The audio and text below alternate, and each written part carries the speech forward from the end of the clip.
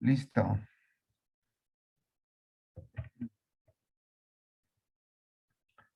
Vamos a empezar. En el nombre del Padre, del Hijo y del Espíritu Santo. Amén. Te pedimos, Señor, que nos ayudes a conocerte, amarte y servirte toda la vida. Te pedimos por nuestras Señor. autoridades religiosas, el Te lo Papa, pedimos, Señor. nuestros sacerdotes y obispos, y te pedimos por todos los que están enfermos por el COVID. Te pedimos porque se acabe esta pandemia. Te pedimos por la recuperación de los enfermos, de todos los conocidos que sabemos que lo están. Y te pedimos por la paz que hoy en día está terriblemente amenazada con la situación de Ucrania, Rusia y Estados Unidos. Te pedimos también por esta unión de Rusia con China para que entiendan todos la necesidad de vivir en paz. ¿Alguien quiere hacer alguna petición?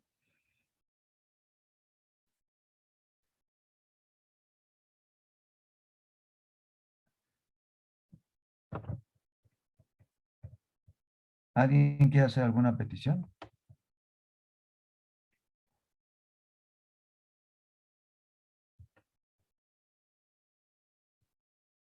Ok, te lo pedimos en nombre del Padre, del Hijo y del Espíritu Santo. Amén. Muy bien. ¿Se alcanza a ver todos? ¿Todos lo ven? Sí, Sí, Mario. sí. Perfecto. Muy bien. Hoy nuestro tema va a ser Isaías, el profeta que habló sobre Jesús. Isaías es uno de los 4 profetas mayores que está en el Antiguo Testamento. Se llaman profetas mayores porque sus escritos son de los más voluminosos a comparación de los profetas menores cuyos escritos son chiquitos. Por ejemplo, el profeta Habacuc apenas su escrito tiene un capítulo. Y así hay algunos profetas que, como este, son chicos a comparación de Isaías, que tiene 66 capítulos. Pues bien, Isaías es uno de los profetas que más habló sobre Jesús desde su nacimiento. Por lo tanto, dice así Isaías: el mismo Señor os dará una señal. Y aquí que la Virgen concebirá y dará luz a un hijo, y será llamado Emmanuel. Esta profecía dice muy claramente que una mujer siendo virgen concebirá y dará luz. Nuestros hermanos separados creen en que fue virgen antes, o sea, cuando concibió a Jesús y cuando dio a luz a Jesús. Pero hay una cita que menciona el Evangelio de San Mateo en el capítulo 1, donde dice: y José después conoció a María. Y es ahí donde nuestros hermanos separados se basan para pensar que después de que dio a luz a su hijo, que es Jesús, José se relacionó sexualmente con María. Y si bien es cierto, la palabra conoció a María, daría la intención aparente de que la conoció sexualmente, lo cual no sería reprobable porque era su esposa. Pero nosotros sabemos que José mantuvo con la Virgen un voto que él mismo había ofrecido desde joven, igual que la Virgen. Por eso Dios los contó, que es el de la castidad. Y cuando vio a su esposa embarazada, él sabía perfectamente que no había tenido relaciones sexuales con ella, lo cual nos muestra que evidentemente José no tuvo relaciones sexuales y por eso en algún momento dado quería abandonarla, para que en un momento dado no fuera apedreada porque él mismo la denunciara. O sea que al final de cuentas, más adelante sabemos por qué José se mantuvo virgen con ella, casto, porque los dos habían hecho un voto de castidad.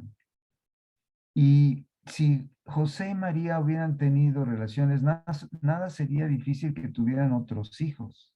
Y sabemos que José y María nada más tuvieron a Jesús, y no como padre carnal, sino como padre protector, José. Y José y María siempre se refirieron a Jesús como su único hijo. Y es más, al pie de la cruz, cuando Jesús ya está muriendo, dice muy textualmente en el 19:25 de San Juan, que Jesús le entrega a su madre a uno de sus discípulos. He ahí a tu hijo, al discípulo amado. Hubiera dicho, si hubiera tenido otros hijos, he ahí a uno más de tus hijos. Y dice, he ahí a tu hijo. Y le dice a la mamá, su mamá, he ahí a tu madre. Y dice el texto sagrado que a partir de ese momento, Juan recibió a María en su casa. Si hubiera tenido otros hijos, María se hubiera ido más bien con sus otros hijos y no con un hombre que, a pesar de que le estaba dando como adopción a María y a él como su hijo adoptivo, pues no era más que eso, adoptivo. En cambio, tendría otros hijos carnales, cuales no se fue con ellos, que sería lo más natural, porque no existían. En fin, todo esto nos muestra que evidentemente José y María se mantuvieron castos siempre. Por eso es que hay que leer la palabra de Dios en forma integral. Y este es un versículo profético de Isaías capítulo 7, versículo 14, que nos muestra lo sensacional de el nacimiento de Jesús, de una mujer que sin la participación del varón da y concibe a luz, se embaraza y da luz a un hijo. Un hecho sorprendente porque no se ha repetido nunca en la historia de la humanidad, al menos con la especie humana. Y desde ese momento las cosas son especiales con Jesús, teniendo a una madre que es virgen. También menciona este profeta, saldrá un vástago del tronco de Isaí. Isaí es el nombre de Jesé, son sinónimos. Y Jesé es nada menos el padre de David. O sea, esta profecía en el capítulo 11, versículo 1 de Isaías, nos dice que de la raza o padre o el hombre especial llamado Jesé o Isaí, que son sinónimos, saldrá un vástago, y un vástago que retoñará de sus raíces. O sea, será alguien muy, muy especial, y es precisamente Jesús de Nazaret. Capítulo 11, versículo 1 de Isaías. Lleno de sabiduría estará. Dice Isaías 11:2, el Espíritu del Señor reposará en él, el espíritu de sabiduría y entendimiento, espíritu de consejo y poder, espíritu de conocimiento y temor de Dios. Capítulo 11, versículo 2, que son los dones del Espíritu Santo, en donde plenamente habitó el Espíritu Santo, la segunda persona, que es su Hijo. El pueblo que andaba en tinieblas, que somos nosotros. El pueblo que andaba en tinieblas vio una gran luz. Por eso dice Jesús, yo soy la luz del mundo. Los que moraban en la tierra de sombra de muerte, lo que es el mundo, un mundo lleno de sombra de muerte por el pecado, vio y resplandeció sobre ellos la luz. Ese es Isaías capítulo 9, versículo 2. Y es que a partir de su nacimiento de Jesús, el mundo tiene ahora el resplandor de Jesús, sobre todo para aquellos que lo aceptan. Se deleitará en guardar los mandamientos, dice Isaías. Él se deleitará en el temor de Dios, no juzgará según las apariencias, no decidirá sobre lo que oiga que decir. O sea, Él sabrá perfectamente lo que hay en cada ser humano. Se deleitará en el temor de Dios. Ese es el capítulo 11, versículo 3 que acabamos de leer.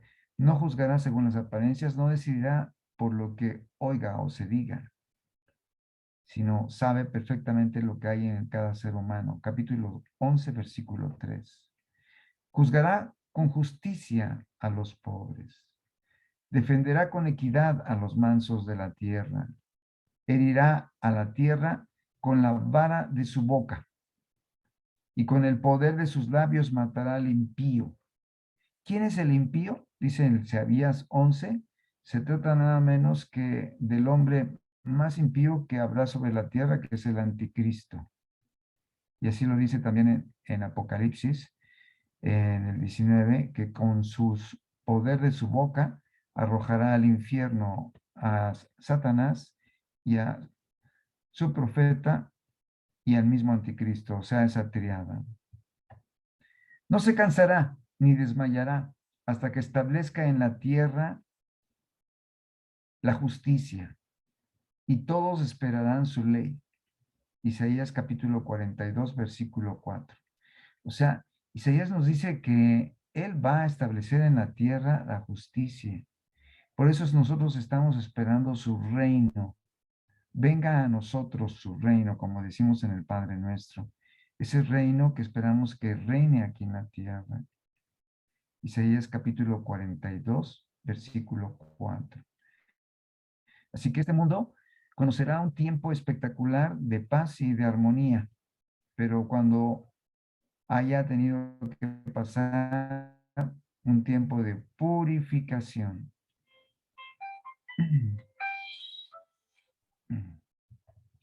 Abrirá los ojos de los ciegos, sacará de la cárcel y de casas de prisión a los que moran en tinieblas.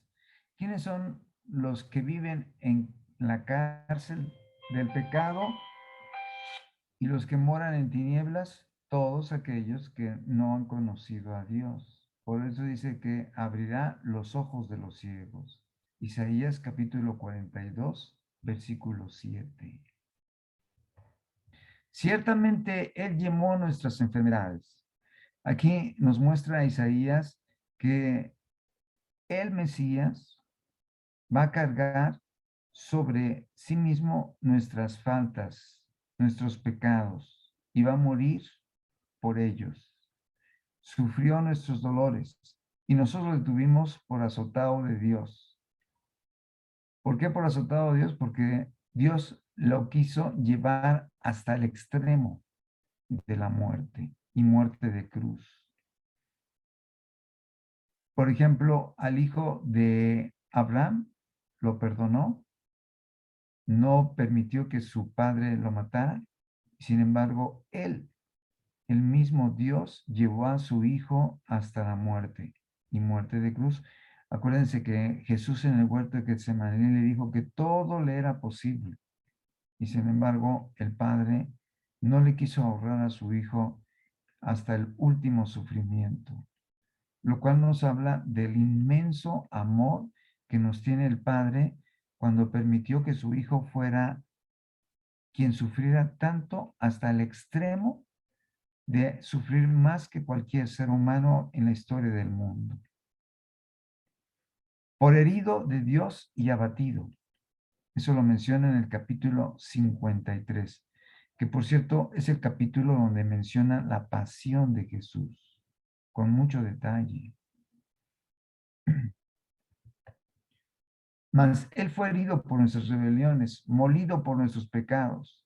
El castigo para alcanzar la paz, y por sus llagas hemos sido curados. O sea, al sufrir por nosotros y morir por nosotros, por sus llagas, los que creemos en Él, tenemos su sangre preciosa que cae sobre nosotros y nos lava, nos purifica, nos limpia. Por eso es tan importante el sacrificio de Jesús. Isaías capítulo 53, versículo 5. Todos nosotros descarriamos como ovejas. Cada uno se apartó según el camino que quiso. Y Yahvé cargó sobre él, o sea, sobre su hijo, el pecado de todos nosotros.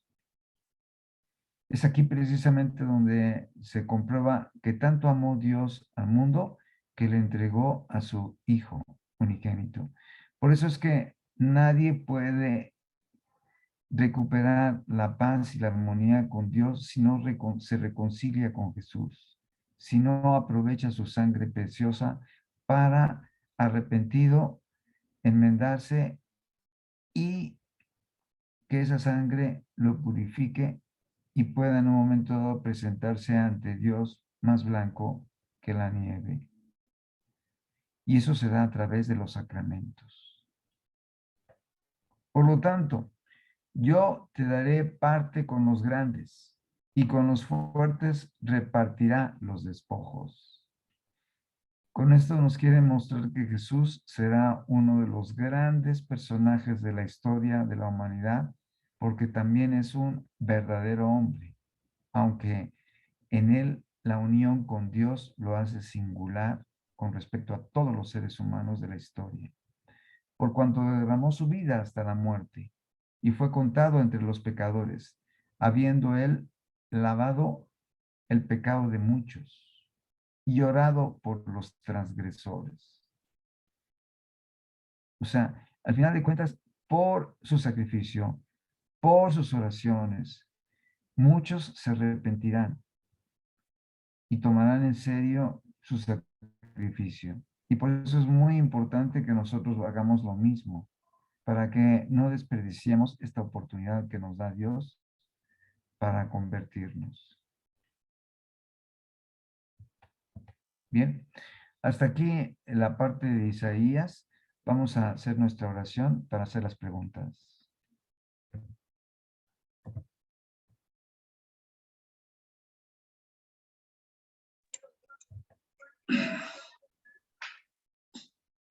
Una oración a San José, conocida por no fallar nunca. Aunque San José nunca dijo una sola palabra en las Escrituras, su silencioso ejemplo de fidelidad, obediencia y cuidado para con la Sagrada Familia durante los años de formación de Jesús hizo de él uno de los santos más queridos. Esta oración fue encontrada en el año 50 de nuestro Señor y Salvador Jesucristo. En 1505 fue enviado por el Papa al emperador Carlos cuando él estaba yendo a la batalla.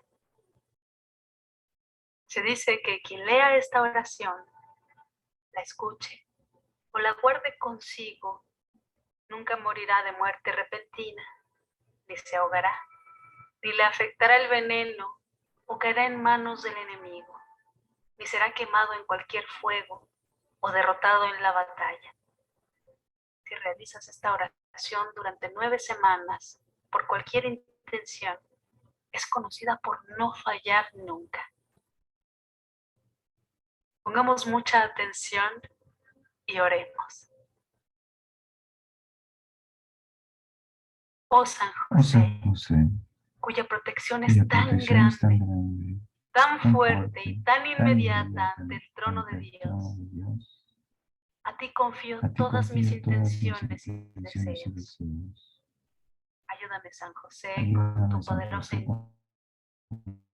intercesión a obtener todas las bendiciones espirituales por intercesión de tu Hijo adoptivo, Jesucristo nuestro Señor.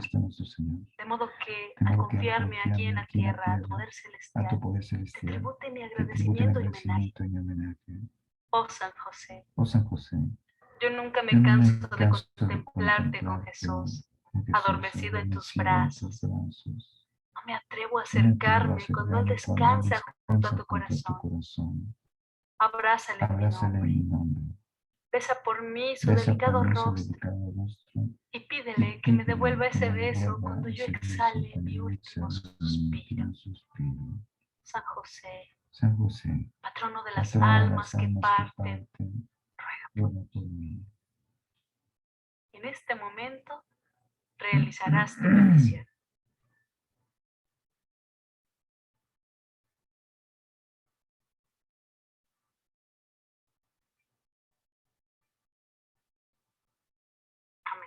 Amén. Recuerda que Dios siempre atiende nuestras oraciones, pero nosotros no siempre esperamos las respuestas que recibimos. Oracionesenvideo.com. Y por último, la salve.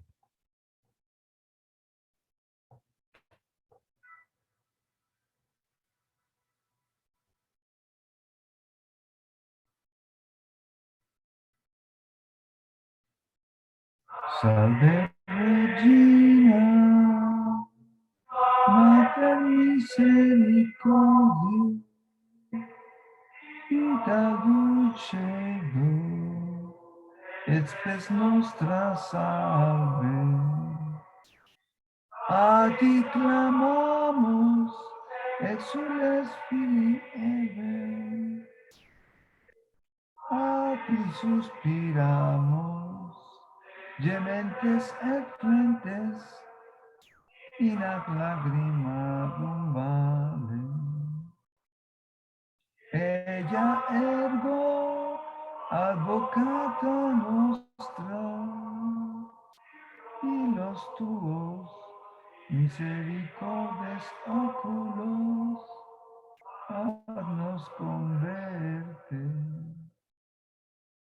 Et Jesús benedictum fructus ventris tui, nobis os hoc exilium ostende. Oh, clemens, oh mia, oh dulcis Virgo Maria.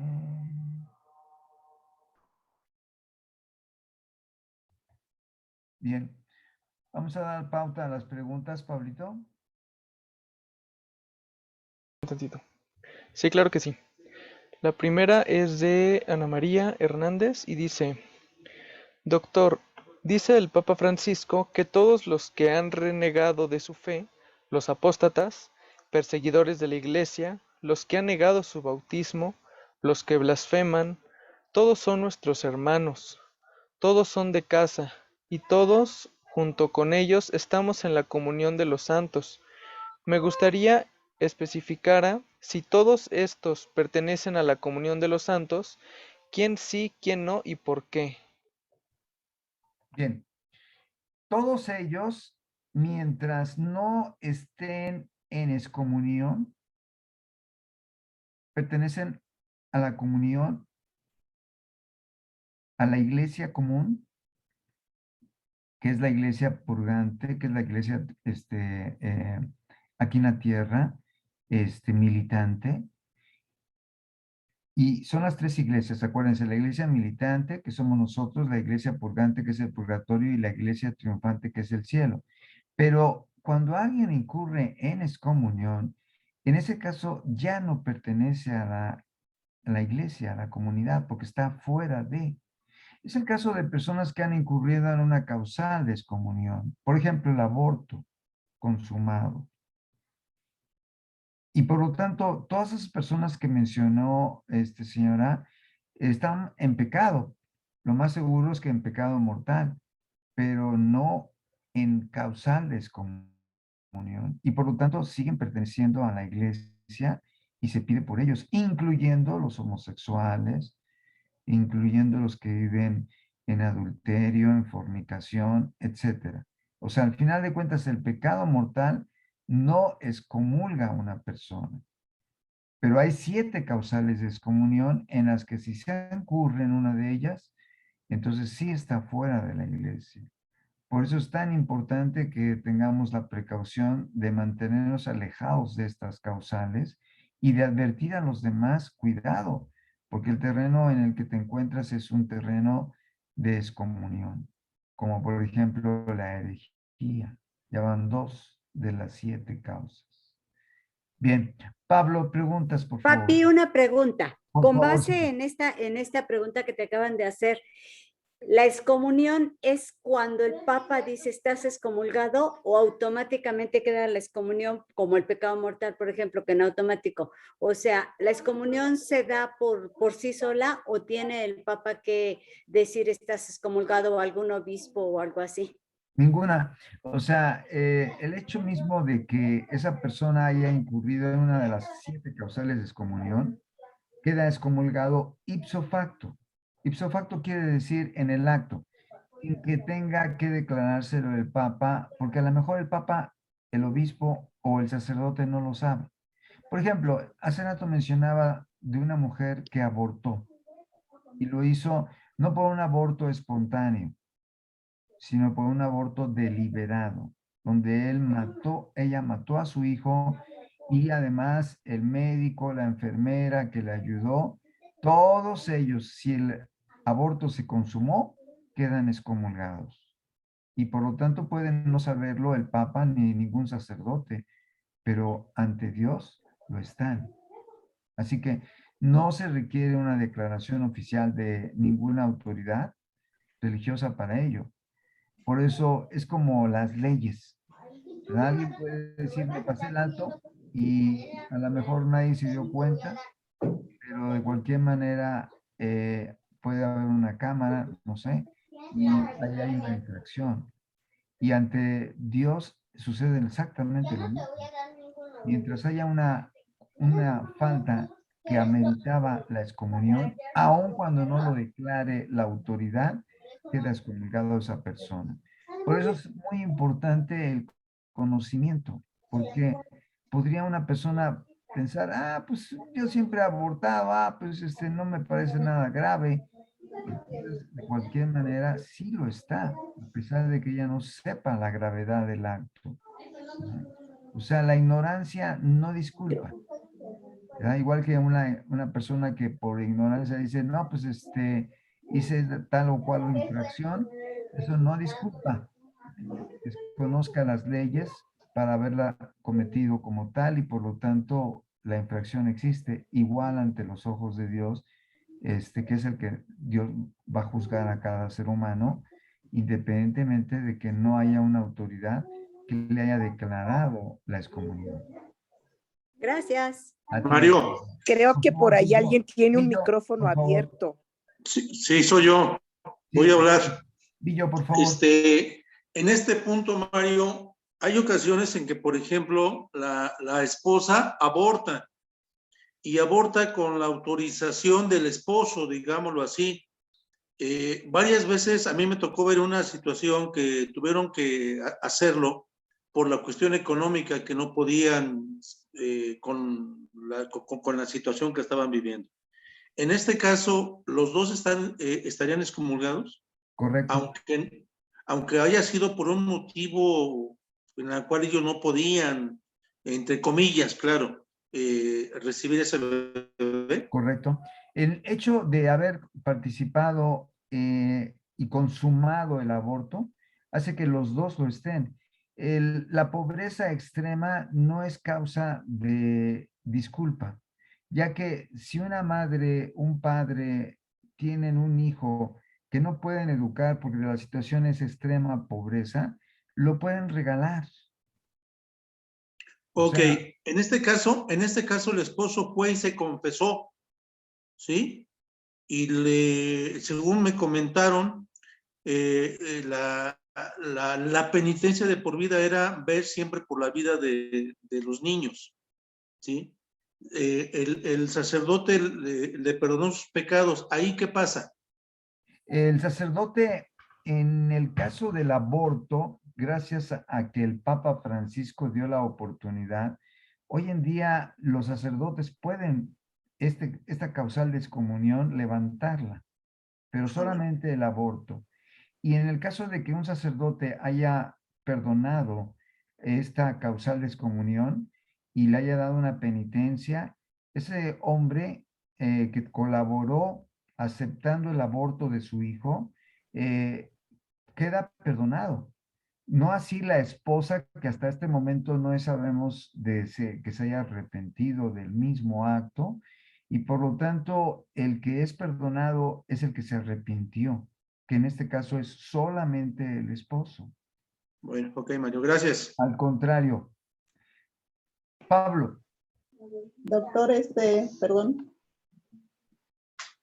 Por favor, señora. Respecto a la pregunta esta de la comunión de los santos, yo aquí por eso especifiqué las palabras que había utilizado el Papa, sí. Y en ellas dice apóstata. O sea, usted nos había explicado que una apóstata, una hereje dice niega un dogma de fe, pero una apóstata niega a todos, ¿no? La herejía sí es causal de excomunión, entonces pues una apóstata creo yo que con mayor razón, ¿verdad? O sea, definitivamente pues, creo que es causal de excomunión. Yo por eso le hice mi pregunta o le comentaba que me hubiera gustado, perdón, que nos hubiera especificado cada uno de los puntos, porque bueno, yo aquí apóstata lo entiendo por lo que usted nos explicó. Claro. Pero, por ejemplo, especifica el renegado de la fe, yo digo, no entiendo muy bien, renegado de la fe, que eso a qué se refiere, como que me suena a sinónimo con apóstata. Entonces, claro. Por eso era mi duda. Claro, sí entiendo, ahora sí mejor la pregunta. Efectivamente, una persona que reniega de su fe, ya de entrada se está cayendo en una herejía. Y es una de las causales de excomunión. Ciertamente, cuando se trata de una apóstata, es peor porque el apóstata niega todos los puntos dogmáticos. Por ejemplo, un apóstata es un protestante, un masón, un ateo. Son los apóstatas porque niegan todos. Y un hereje es uno de los dogmas. Por ejemplo, aquel que niega, por decir algo, la asunción de María a los cielos. Uno de los 4 dogmas marianos. Ese es un hereje. Y un hereje y un apóstata están fuera de la iglesia ambos. Obviamente el apóstata más radicalmente porque negó todos. Y el hereje porque nada más negó uno. Pero al final de cuentas es una de las 7 causales de excomunión.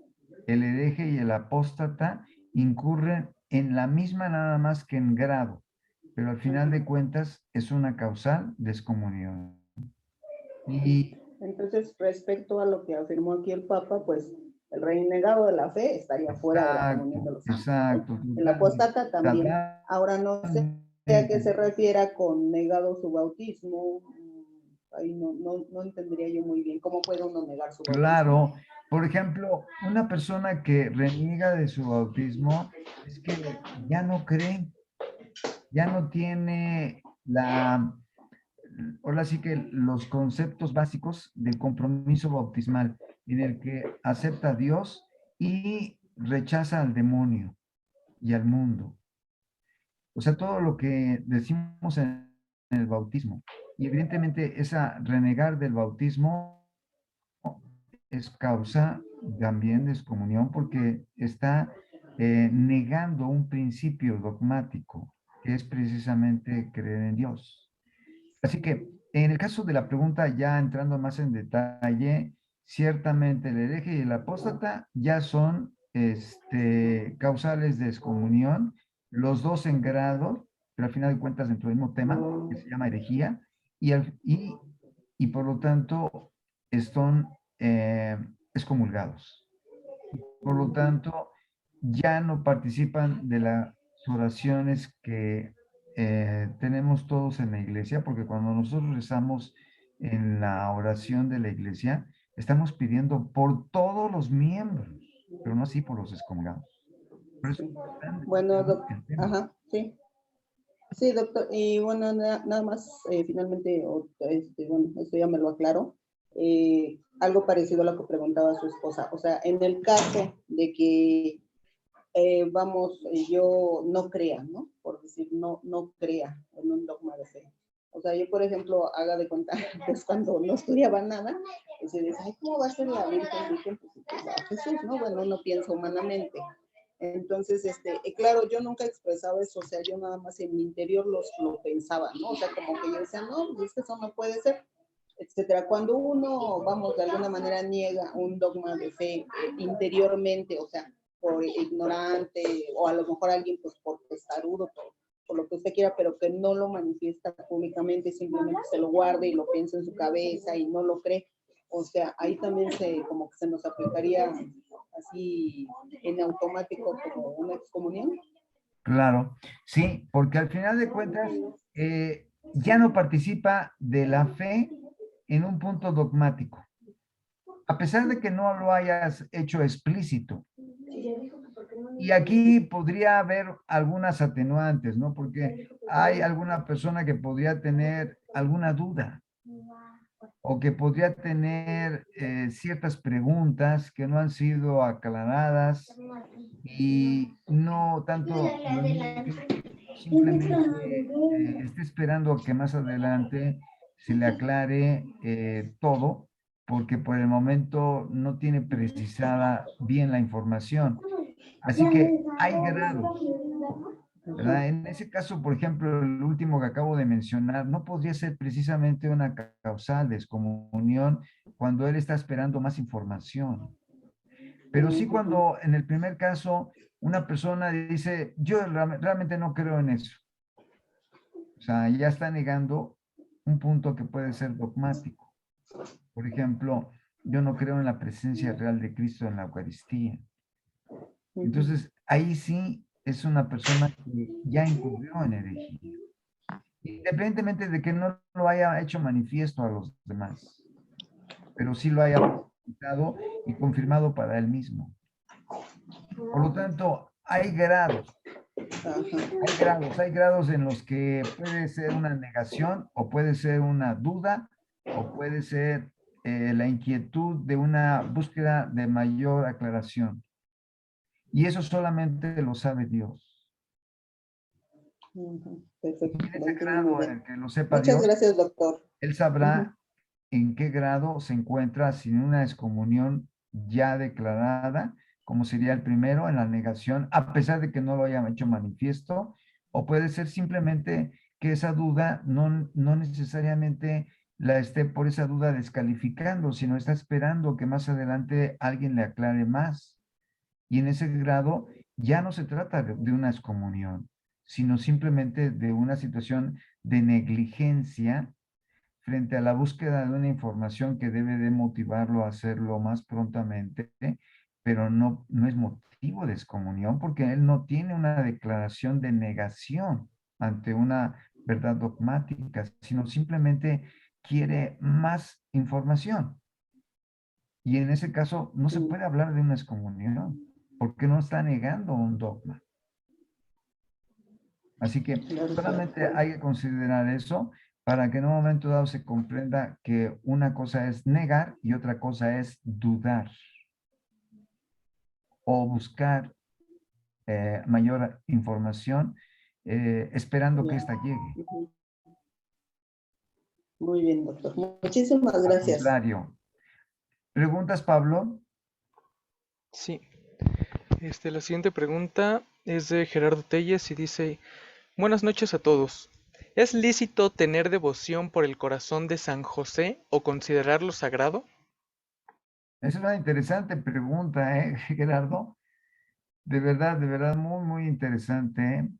Fíjense que la devoción al Sagrado Corazón de María es oficial por parte de la Iglesia y obviamente el Sagrado Corazón de Jesús. Por eso se habla de los corazones, pero no se ha hablado declaradamente por parte de la Iglesia del Sagrado Corazón de José o San José. No se ha hablado así oficialmente.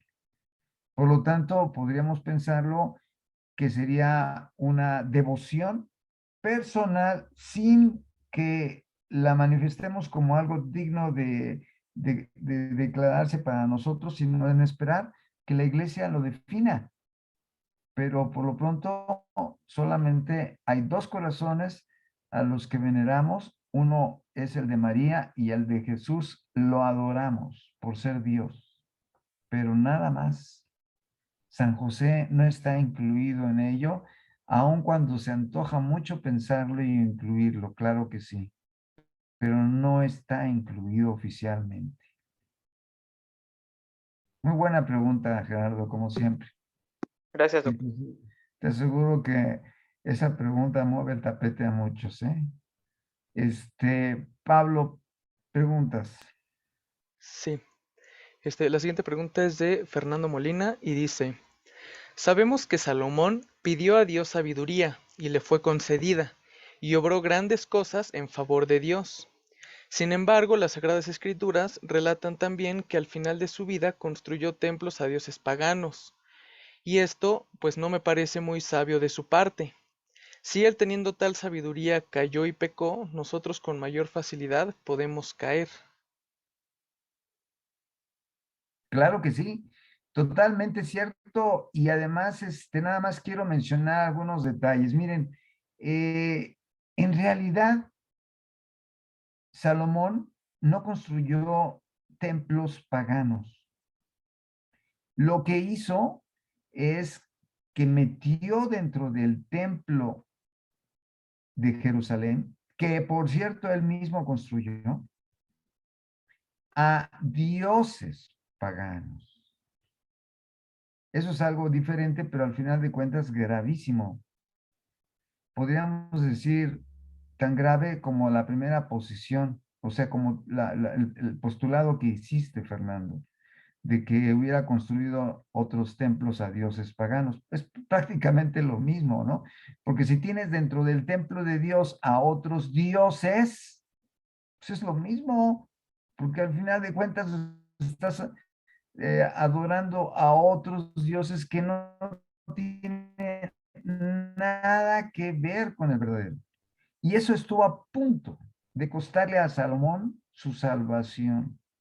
Nosotros sabemos por Ana Catalina de Emmerich, entre otras, que Salomón, Caín, Pilatos, tres personajes célebres en la historia, esos tres hombres finalmente se salvaron, pero estuvieron a punto de condenarse. ¿Y por qué se salvaron?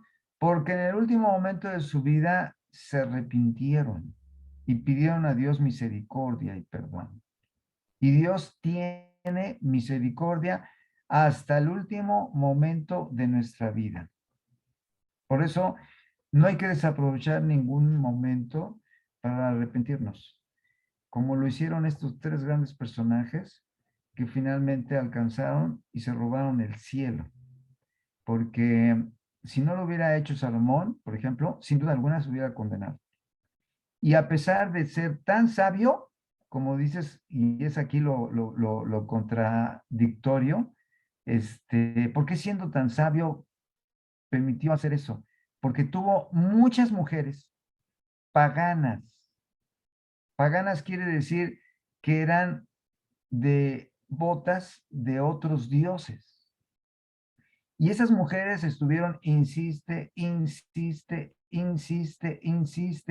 a Salomón para tener a esos otros dioses dentro del templo, que llegó un momento en el que por debilidad humana les concedió ante su insistencia que tuvieran el permiso para que esos otros dioses también se adoraran dentro del templo de Yahvé. O sea, aquí está el error de Salomón, el haber tenido a mujeres paganas. ¿Por qué? Porque cuando una persona tiene a un esposo o una mujer pagana, eso tarde o temprano va a fallar, va a funcionar mal. Porque, como dice el profeta Amós, capítulo 3, ¿podrán caminar dos que no piensan igual por un mismo camino? La respuesta es no. ¿Por qué? Porque imagínense, cuando alguien quiera ir a la iglesia a oír misa, a rezar su rosario, pues el otro va a decir, no, yo no voy a ir a misa. No, yo no voy a rezar el rosario, ni aún aquí contigo en la casa. Y entonces siempre habrá un motivo de choque. Por eso, acuérdense de Amós, podrán caminar por un mismo camino dos que no piensan igual. Y por eso es mejor solo que mal acompañado.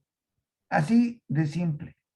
No vale la pena arriesgarse a tener una vida como la de Salomón, que estuvo a punto de costarle su salvación.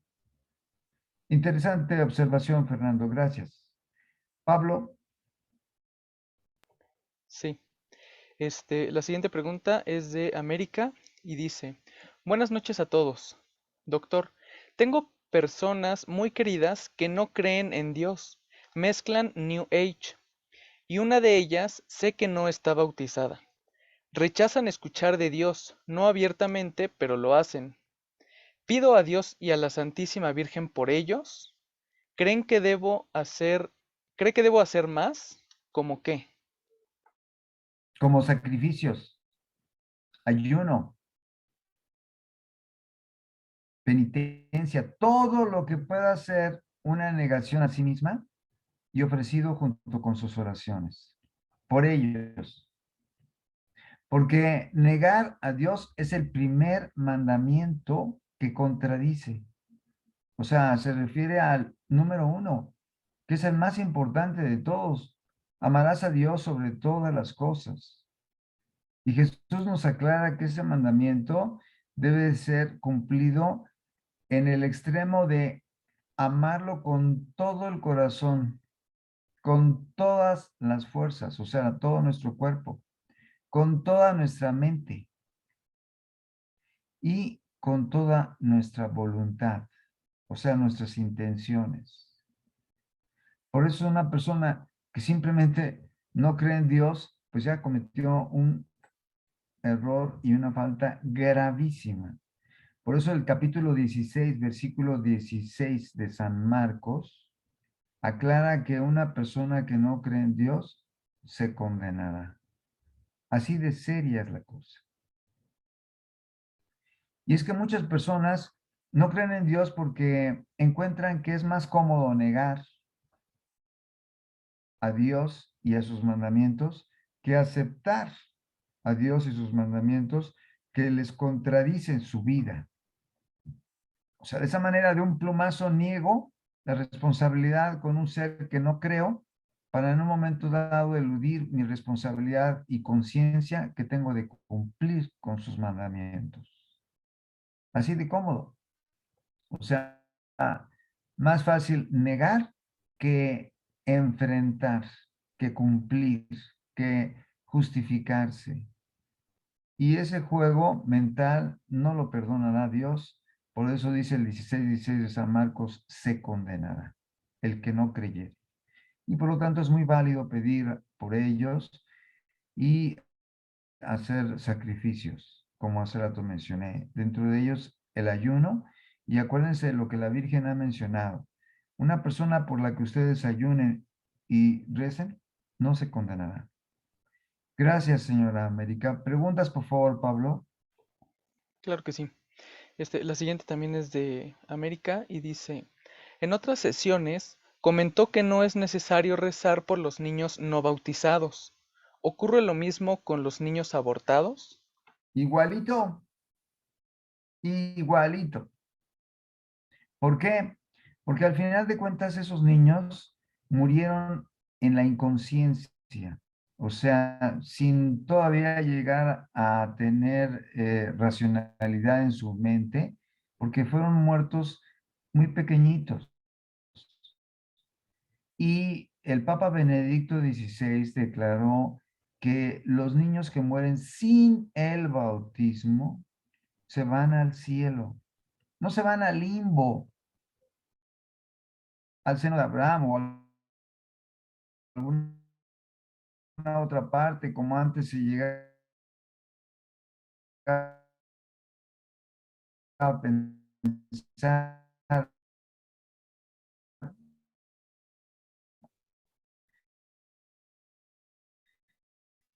El limbo se ha cancelado, no bautizado se va a, o sea, ya no hay. ¿Alguna más, Pablito? Perdón, se me trabó. Ah, ok. No, ok, ya. Tu pregunta, bueno, me das chance, Pablito, porque Sí, es adelante, relacionado con adelante. esto, gracias. Ya. Mario, ¿qué es mejor? rezar un Padre Nuestro, un Ave María, con toda la devoción, o aventarte todo el rosario evadido o sin, como perico.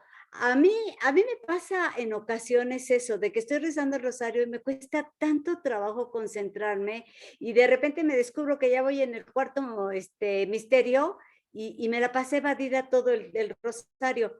Yo escuché al padre Espinosa de los Monteros que una vez dijo, es preferible que reces un Padre Nuestro, un Ave María con toda la devoción a que reces sin poner atención. Digo, yo sigo rezando el rosario, pero eso se me quedó así como, obvio no voy a rezar un Padre Nuestro y una Ave María, pero sí me quedó la inquietud de que yo me vado mucho en el rosario, mucho, mucho. Eso ya te lo había dicho, creo, pero bueno, otra vez. ¿Cómo no, amor? Mira, por principio de cuentas, una Ave María y un Padre Nuestro bien rezados valen más que un rosario totalmente distraído y mecánico y casi indiferente rezarlo. Eso es cierto. Y así lo han mencionado, por ejemplo, San Luis María Griñón de Montfort. Pero esta reflexión de este santo también nos invita a que consideremos que hacer el esfuerzo de rezar el rosario, al final de cuentas puede ser más mérito que un Padre Nuestro y una Ave María solamente bien rezados. ¿Por qué? Porque a lo mejor, si en ese esfuerzo se hace un poquito más de devoción, de piedad, de concentración, de reflexión sobre las restantes Aves Marías y Padres Nuestros, sin duda alguna, ya no será uno mejor que todos, sino habrá muchos muy buenos, bien rezados dentro del rosario, que uno solo. O sea, al final de cuentas, el esfuerzo de tratar de hacerlo lo mejor posible es mejor que solamente rezar una Ave María y un Padre Nuestro. Máximo cuando, como ha dicho la Virgen en Fátima, hoy ningún católico está exento de rezarlo. Así que hagamos nuestro mejor esfuerzo de rezarlo lo mejor que se pueda. Sin duda alguna será mejor que solamente rezar un solo Padre Nuestro y una sola Ave María bien rezadas. Gracias. A ti, Silvia. ¿Preguntas, Pablo? Sí. La siguiente es de Gerardo Telles y dice, ¿se puede sacar a alguien del santoral católico? ¿Cuáles serían las causas? Esa también es una muy buena pregunta. Miren, la iglesia ha hecho un análisis sobre ciertos santos que se duda sobre su, su existencia, sobre su biografía, y hoy en día ya no están propiamente en el santoral de los 365 días. Sin embargo, no los ha sacado completamente del canon de los santos, que son más de 12,000 canonizados. ¿Saben por qué? Porque se ha dejado como un poquito su historia con falta de información necesaria y, y que se cree muy esperada, pero por el momento incompleta.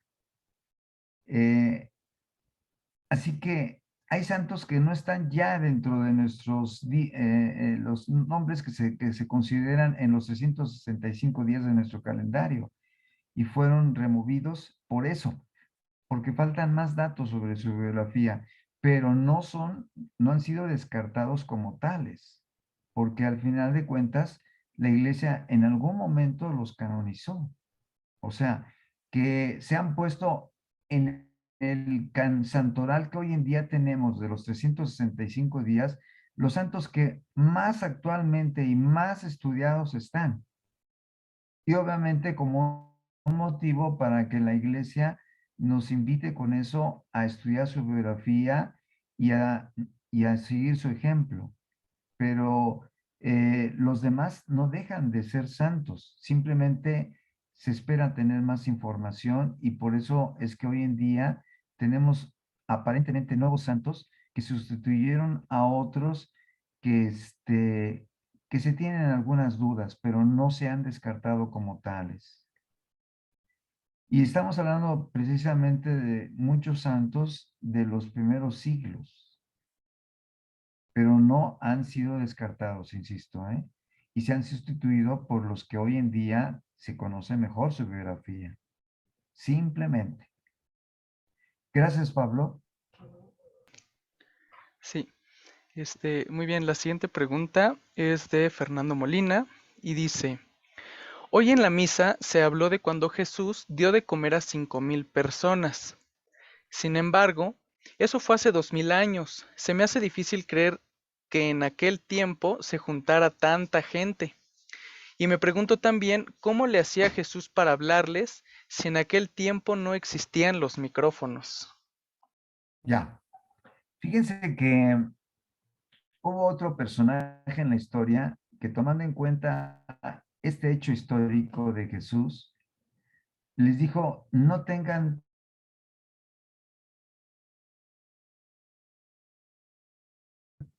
miedo, vamos a alimentar a San Francisco de Asís. Se reunieron también miles de personas.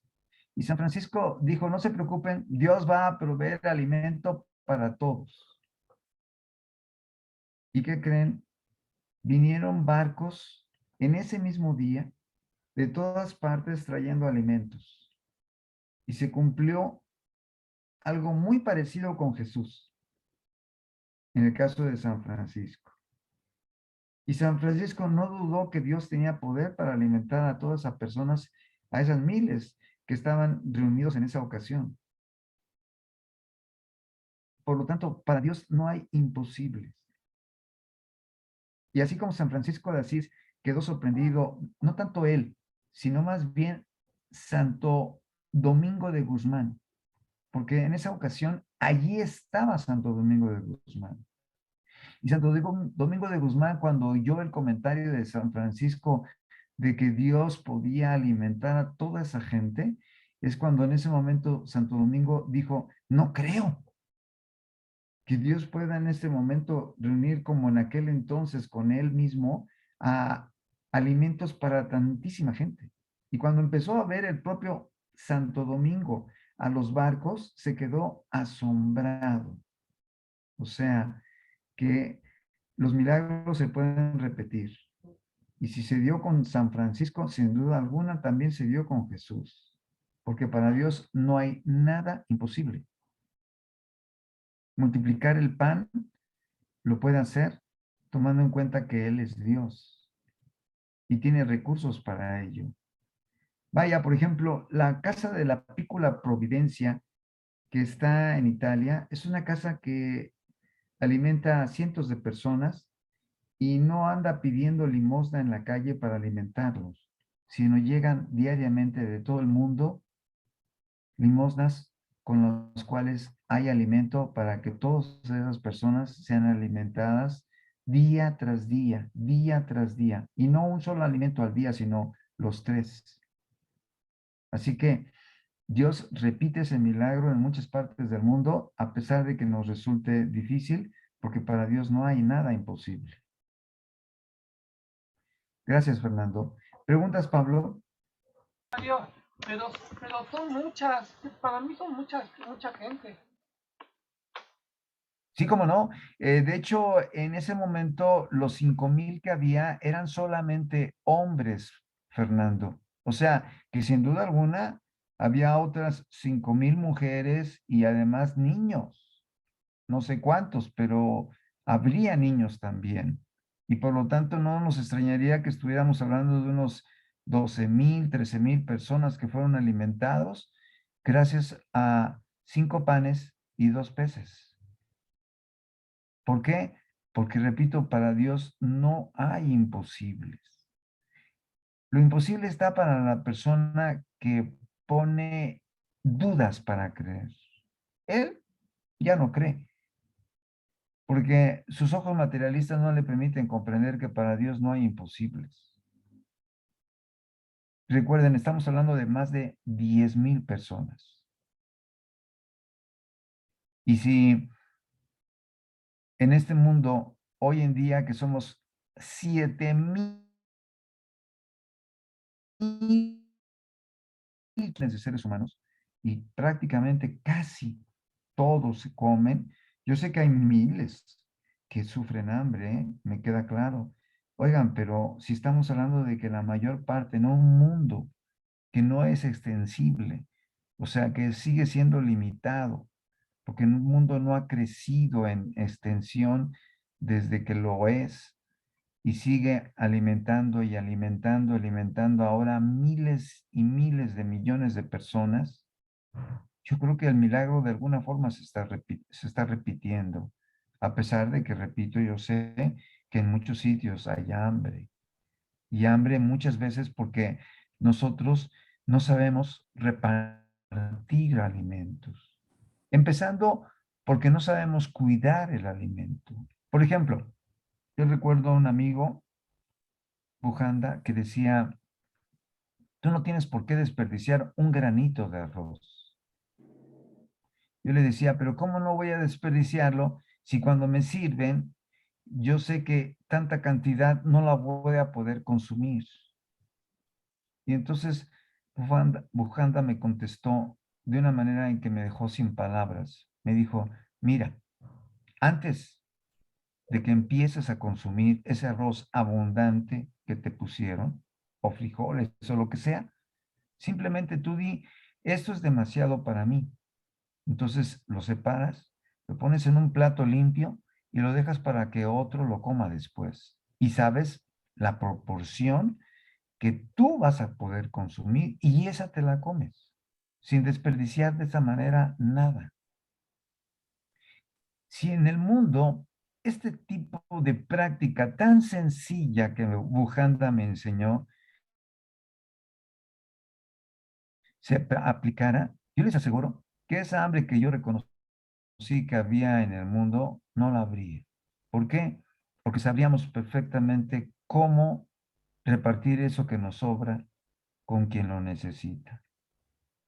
Sobre todo cuando sabemos que no lo vamos a consumir, que se nos va a echar a perder y sabemos que esa otra persona lo va a necesitar. Y es que hay tantos millones de toneladas de alimentos que de esta manera se desperdician cada día en el mundo, en todas partes, que ustedes comprenderán que de esta manera que estoy mencionando, podríamos todos comer sin desperdiciar nada. Gracias, Fernando. Perdón, Mario, Por favor, Lupita. retomando, en cuestión del sonido de la comunicación, ¿cómo se comunicaba con tanta gente? ¿Lo escuchaban todos? Eso. Gracias. Esa es una pregunta que nos hizo Fernando, tienes toda la razón. Miren, el Sermón de la Montaña, donde precisamente se reunió toda esa gente, es un lugar que hoy en día se construyó una basílica.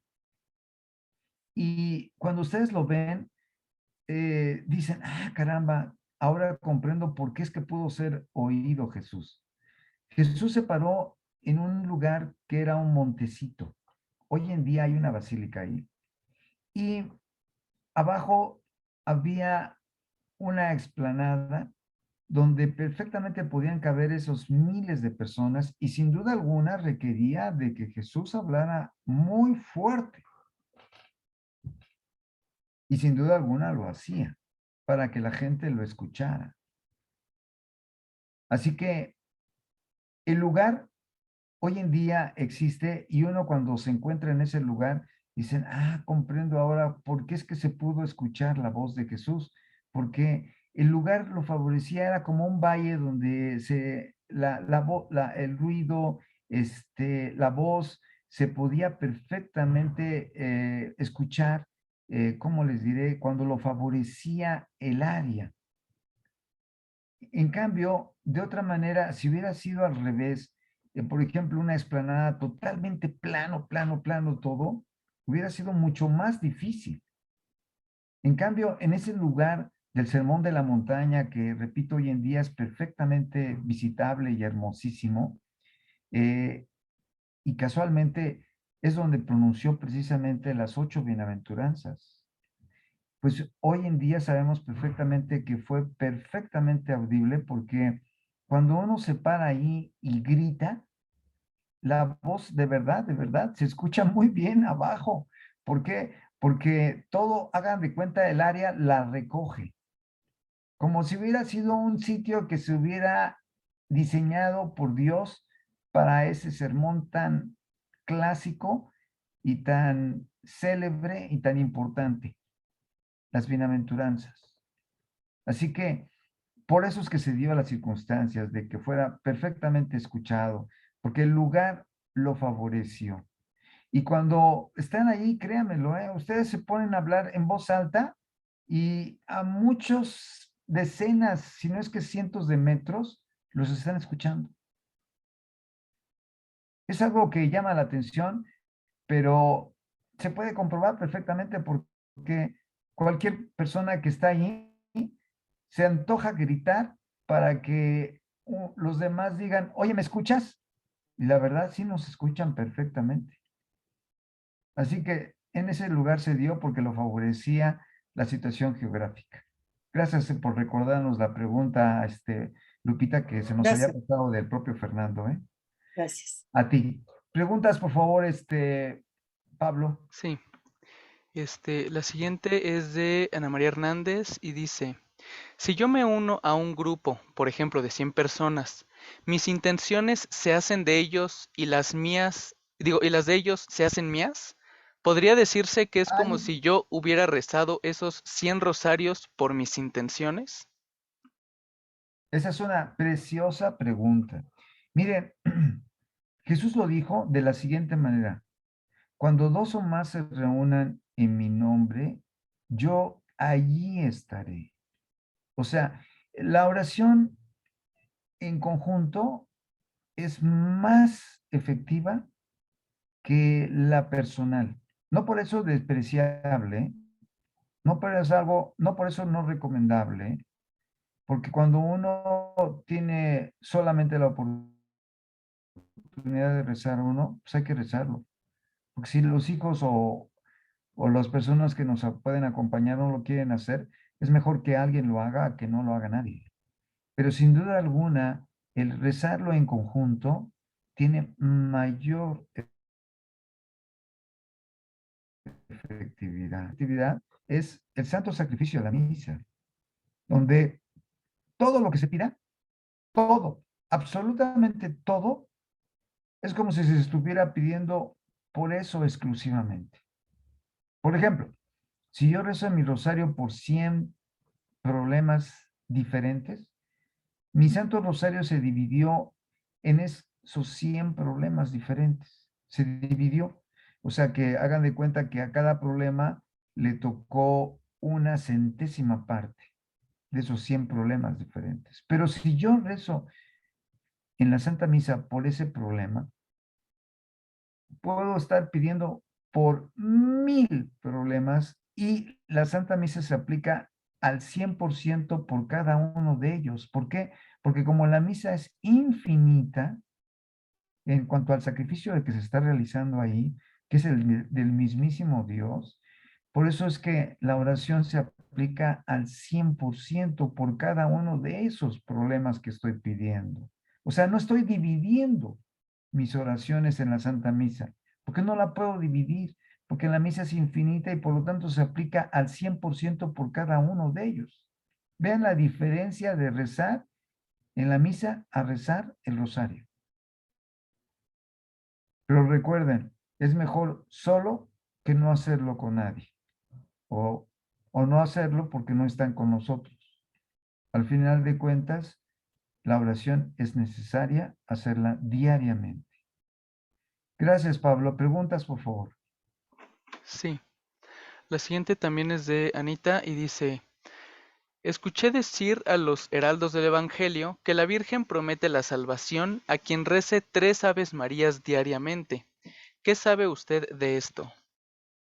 ¿Cómo no? Esa promesa se la ofreció a Santa Verónica. Se llama la promesa de las 3 Aves Marías. Y esa promesa tiene muchísimos siglos. Estamos hablando de 3, nada más 3.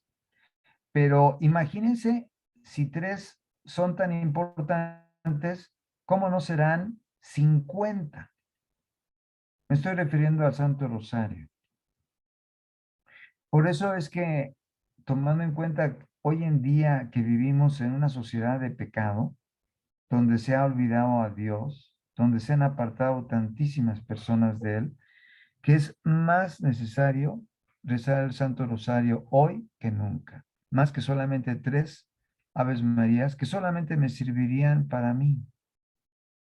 Por eso es que hoy hay que rezar el rosario por tantísimas personas y el que pueda rezar más, que lo haga. O sea, no un rosario, sino hacerlo varios. Recuerdan a San Pío de Pietrelcini que rezaba diariamente 33 rosarios. Yo la verdad no me explico, ¿eh? O sea, es algo increíble que pudiera rezar 33 rosarios para mí. No digo imposible, ¿eh? No digo imposible, por supuesto que no. Pero nos habla de una persona que tenía una alta conciencia de la necesidad de rezar. Y obviamente él se esforzaba porque esos 33 rosarios fueran devotamente rezados. Gracias, Pablo. ¿Preguntas? Una cosita de esta pregunta. Perdón. Es que está abierto un micrófono. Sí. Ya, esto me suena a lo que se decía antes, ¿no? Que, por ejemplo, a mí una maestra que tuve, una monjita que la tuve creo que en segundo, tercero, no sé en qué año, me regaló un rosario que me dijo, tiene indulgencias, cada cuentita tiene 500 días de indulgencia. Esto me suena a eso, ¿no? Como que, pues, perdón por lo que voy a decir, pero así lo siento, pues como que es invención, ¿no? O sea, el rosario, ¿por qué la cuentita debería de tener 500 días si el rosario en sí tiene tantas promesas? Entonces, estas 3 Aves Marías me suenan igual, ¿no? Como que, ¿por qué 3 Aves Marías si el rosario, la misa tiene tanto? Te digo porque a mí me han llegado muchas, que si rezas esta oración durante 3 años y medio, ya te salvaste, que si rezas de no sé cuántas cosas te salvaste, o sea, como que eso es un poquito inventado, ¿no? Ya, mira, cuando alguien te dice que este rosario está indulgenciado o que tiene tantos días de indulgencias, esas indulgencias hoy en día ya no se usan después del Concilio Vaticano II, porque antes se hablaba de 300, 200 días, etcétera, etcétera. Hoy en día simplemente se habla de una indulgencia parcial o de una indulgencia plenaria. Solamente es lo único que queda después del Concilio Vaticano II. Y cuando una persona reza una Ave María, fíjense bien, una Ave María, esa persona tiene una indulgencia parcial, nada más por rezar una Ave María. Ustedes comprenderán que rezar 3 Aves Marías, después de la promesa que le hizo a Santa Verónica, la Virgen, pues obviamente tiene una gracia para esa persona muy especial porque lo hizo todos los días de su vida. Obviamente el que rezó su Santo Rosario todos los días lo hizo muchísimo mejor que el que rezó nada más 3 Aves Marías. Y por lo tanto, recuerden, hoy en día solamente 2 indulgencias quedan después del Vaticano. Segundo, parcial o total. Rezas una Ave María o rezas 3, tienes indulgencia parcial. Pero si rezas el rosario con la Santa Misa, la comunión, etcétera, etcétera, pidiendo por el Papa, un Padre Nuestro y una María, puedes ganar todos los días la indulgencia plenaria. Indulgencia plenaria que puedes aplicarla solamente para ti, eso es cierto. Pero si esa indulgencia plenaria la quieres aplicar por un difunto, o por un amigo, o por una persona viva, familiar, etcétera, esa indulgencia se convierte en parcial, pero de cualquier manera también muy meritoria para quien la aplicamos. Así que recuerden, tenemos la oportunidad de aplicar indulgencias parciales y plenarias. Depende de cada uno lo que quiera lograr. Y no hay más. Olvídense de 300 días, 200 días, etcétera. Parcial o total. Nada más. No hay más. Se acabó el término de días de indulgencia. Gracias, Silvia. A ti. Pablo. Doctor, perdón, nada más respecto a esto, pues bueno, de esto de las 3 Aves Marías, digo, yo nada más quería saber si existía esa promesa de también de salvación por rezar 3 Aves Marías simplemente. Sí, cómo no. Santa Verónica. Y la promesa implicaba precisamente salvación. Sí, ajá. Obviamente, una persona que rezó sus 3 Aves Marías, sin duda alguna puede pasar al purgatorio. Claro, claro. Aquí, bueno, uno ya a veces no lo pregunta por uno, ¿no? O sea, nosotros, pues yo creo que aquí la mayoría ya estamos habituados a rezar el rosario diario, ¿no? Claro. Pero esto a veces lo hacemos, pues, por las personas, pues, que realmente no rezan nunca y que, pues, digamos que empiecen, ¿no? Entonces yo incluso vamos, por decir a alguien, se lo he dicho, mira, rézate 3 Aves Marías y tu vida va a cambiar, etcétera. No le digo esa promesa porque a veces nos vamos como que le regateamos mucho, ¿no? No, pues sí, ya con 3 Aves Marías y pues ya bien padre me pongo a echar la chocha, ¿no? No se trata de eso, pero simplemente yo creo que por ahí podemos empezar con alguien, ¿no? Ya que claro rezas sus que 3 sí. Aves Marías y después decirle, oye, pues un Padre Nuestro y 10 Aves Marías y así poco a poco, ¿no? Para que se vayan habituando. Así es, se puede ir progresando porque miren, también hay que ser realistas.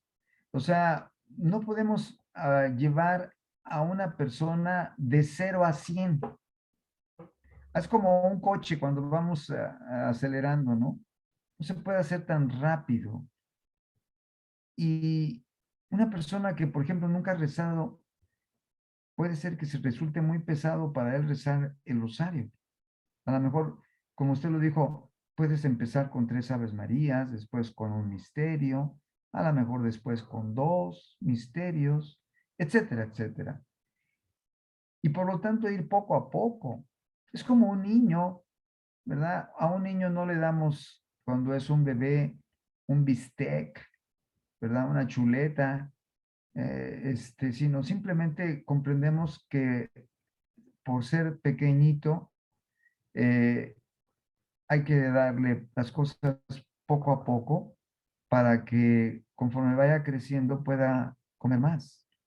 Idéntico en la vida del ser humano, ¿verdad? Por ejemplo, yo no me podría esperar que una persona pudiera llegar, no digamos a los 33 rosarios del padre San Pío de Pietrelcini, pero imagínense cómo le puedo recomendar a una persona que rece algo parecido en número cuando no ha rezado ni siquiera uno en su vida. O sea, hay que ir poco a poco, como nuestra vida misma. Así que estamos totalmente de acuerdo, ¿eh? Pablo, por favor. Muchas gracias, doctor. Al contrario. Sí. La siguiente pregunta dice, si será posible que el Padre Pío rezara sus 33 rosarios debido a su don de la bilocación que tenía, es decir, que rezara la mitad de rosarios en un lugar y la otra mitad en otro. Es buena, buenísima, ¿eh? Eso me ayudaría a entenderlo más fácilmente, créemelo, ¿eh? Muy buena pregunta. Sin embargo, no creo que utilizara la bilocación para rezar en 33 sitios diferentes donde se apareciera simultáneamente sus 33 rosarios. No creo que por ahí fuera la cosa, sino que él en una vida, porque además no se bilocaba todos los días, sino en una vida misma de todo un día, él rezaba solito él sus 33 rosarios. Por lo menos así le consta a varias personas que lo llegaban a rezar junto con él. ¿Por qué?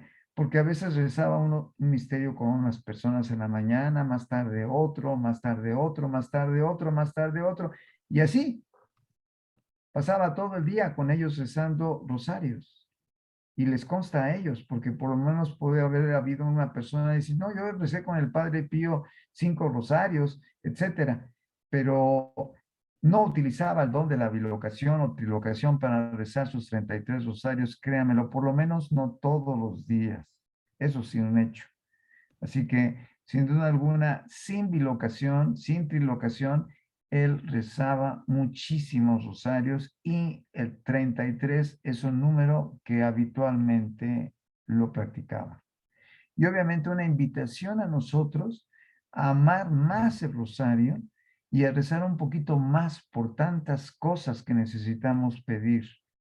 Porque si nosotros estamos conscientes de la necesidad de oración y tantísima frialdad que nos encontramos a nuestro alrededor, nos debe ayudar a esto a comprender la necesidad de rezar más por tanta gente que lo necesita. Gracias, Pablo. Preguntas, por favor. Sí, la siguiente pregunta es de América y dice, ¿la Iglesia se ha pronunciado sobre la antigüedad del hombre en la tierra? Sí, casualmente hay una encíclica del Papa Pío XI.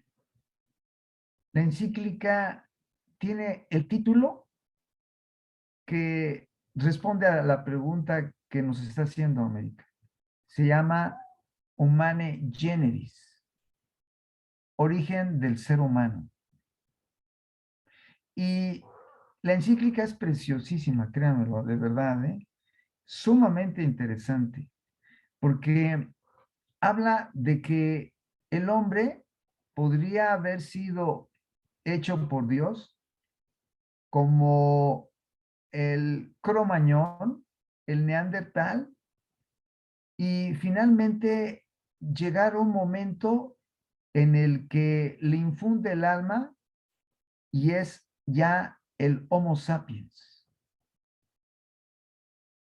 O sea, en otras palabras, que el hombre podía haber tenido un origen evolutivo. Así de tremenda es la encíclica. Así que comprenderán de cuánto interés es esta, para comprender todo esto. Así que la iglesia sí se ha declarado y por lo tanto, cuando nosotros leemos en el Génesis a nuestro padre Adán y Eva, podemos comprender que ese Adán y Eva pudo haber sido el Homo sapiens, pero con un antecedente anterior. En un Neandertal, en un Pithecanthropus, en un Cromañón, en un hombre de Pekín, porque al final de cuentas, la evolución no contradice la palabra de Dios. Lo único que reclama la encíclica, y eso es algo muy, muy importante, lo único que reclama en el documento es que Dios crea el alma en un momento puntual. O sea, el alma no procedió de un proceso evolutivo. Lo que quiero decir es que en algún momento Dios le otorga el alma al Homo sapiens y antes era el que ustedes quieran, un neandertal, etcétera, que podría no ser un hombre, sino simplemente un antecedente del hombre. Y cuando Dios le otorga el alma a ese sapiens, es cuando es el hombre como tal, semejante a Dios. ¿Por qué? Porque ahora tiene alma espiritualizada e inmortal igual a Dios. Así de importante es ese documento y por lo tanto la pregunta es muy, muy interesante. Y sí, la iglesia se declaró a ese respecto y el documento se llama Humane Generis, Papa Pío XI, 1950. ¿Preguntas, Pablo? Sí. La siguiente pregunta también es de América y dice, ¿es recomendable hacer ejercicio el día que se ayuna? Ay, esa también es una súper pregunta, ¿eh? De verdad, ¿eh? Súper pregunta. Miren, qué bonita pregunta. Sí, pero mucho menos. O sea, tomen en cuenta que hay menos ingreso calórico. Yo se los digo por experiencia, créanmelo, yo antes decía, pues sí lo voy a hacer igual que siempre. No, hombre, olvídate. No, no, no, no, no, no. O sea, hay que ser razonable. Quiere decir que pensemos, si hay menos ingreso, el organismo espera que nosotros también racionalmente le gastemos menos. ¿Por qué? Porque si le gastamos igual que cuando consumimos más, pues el mismo va a protestar. Es como si usamos nuestro coche y resulta que a nuestro coche le vamos a poner en ese día, no sé, la tercera o la cuarta parte de la gasolina que yo habitualmente le meto. Y digo yo, pues voy a usar mi coche como si fuera cualquier otro día. Sí, pero en ese día le metiste menos y por lo tanto te va a dejar tirado. Y eso mismo pasa con un organismo en el que entró menos ingreso calórico y pueda entonces presentar un desmayo por hipoglicemia, o sea, por baja de azúcar en sangre. Así, tal cual. Comprenderán lo delicado de la pregunta, ¿eh? Gracias por preguntar. ¿Preguntas, Pablo? Al momento esas ya serían todas en el chat. Preguntas muchas, muchas, perdón, pero sensacionales, de verdad, muy racionales, muy inteligentes. Eso habla precisamente del grado de preparación y cultura de todos, los felicito, porque en la manera de preguntar está la manera de crecer o de haber crecido en la fe. Créanlo, son como termómetros que indican un rango de espiritualidad enorme. Así que los felicito de verdad porque obviamente les ayudan todavía más a perfeccionarse y crecer en su fe y amarla. Gracias a todos por venir y por preguntar y hacer tantas cosas y preguntas tan interesantes. Terminamos. Gracias por haber venido. Nada más terminamos con una oración porque ciertamente rezamos al final, pero no hemos hecho nuestras peticiones en comunes. Y recuerden que este grupo se caracteriza por amar la oración. Yo te pido, Señor, por todos los aquí presentes, por sus necesidades personales, por todos los que están enfermitos, como nuestra queridísima Patti Urbina. Te pedimos por todos los que se han encomendado nuestras oraciones, para que los protejas y los cuides. ¿Alguien quiere pedir o ofrecer algo más? Yo pido por Sí, la salud del papá de Gustavo, Gustavo, tu amigo, Berrospi, creo se llama, ¿no? Cómo no, el papá de Gustavo que está muy delicado por COVID. Bernardo, sí.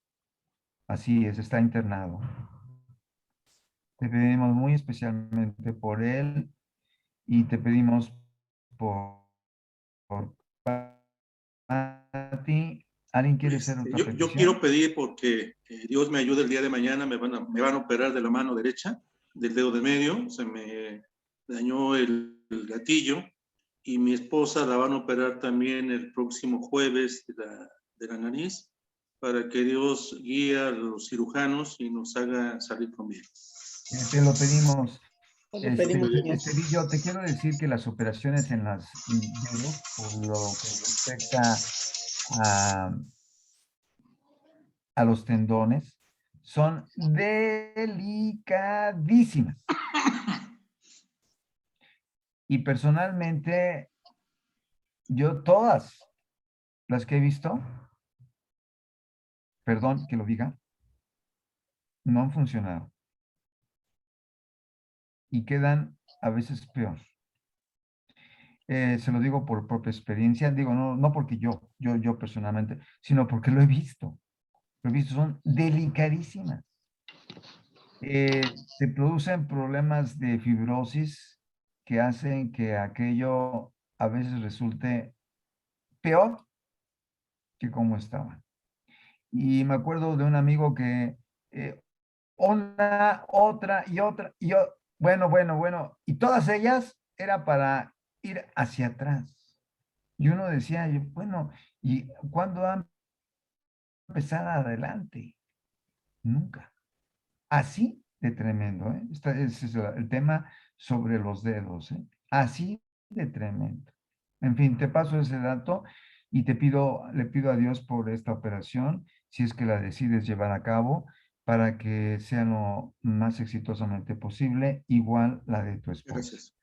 ¿Alguien quiere hacer alguna petición Mario, yo más? quiero pedir por mi cuñada Raquel, todavía sigue un poco grave, sigue entubada y pues esperemos en Dios que haga su misericordia. ¿Cómo no? Intubada, imagínense lo delicado, ¿eh? ¿A qué grado? Te lo pedimos, Señor. Yo te pido, Señor, por todas las personas que viven en la calle, que están padeciendo las inclemencias del tiempo. ¿Cómo no? Y sobre todo este frío tan tremendo. Ustedes me están mirando, estoy titiriteando. Así que te lo pedimos muy, muy especialmente por las personas que están en la calle, para que se encuentren en un sitio de refugio y puedan sobrevivir los que están afuera. Te lo pedimos, Señor.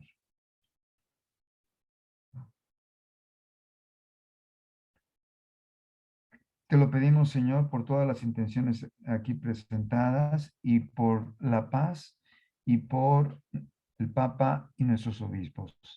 En nombre del Padre, del Hijo y del Espíritu Santo. Amén. Gracias a todos por venir. Recuerden que somos un grupo de oración y de sacrificio. Y recuerden las palabras de la Virgen. Cuando ustedes ayunan y rezan, yo todo lo puedo por ustedes. Palabras impresionantes. Deben ser motivadas para que nosotros nunca nos falten los sacrificios, las mortificaciones y sobre todo nuestro ayuno. Gracias a todos por venir. Que Dios los bendiga. Gracias por Igualmente, buenas noches a todos. Igualmente, buenas noches. Igualmente, Buenas noches. gracias. Saludos a todos. Bye. Doctor. Hasta luego. Gracias. Gracias.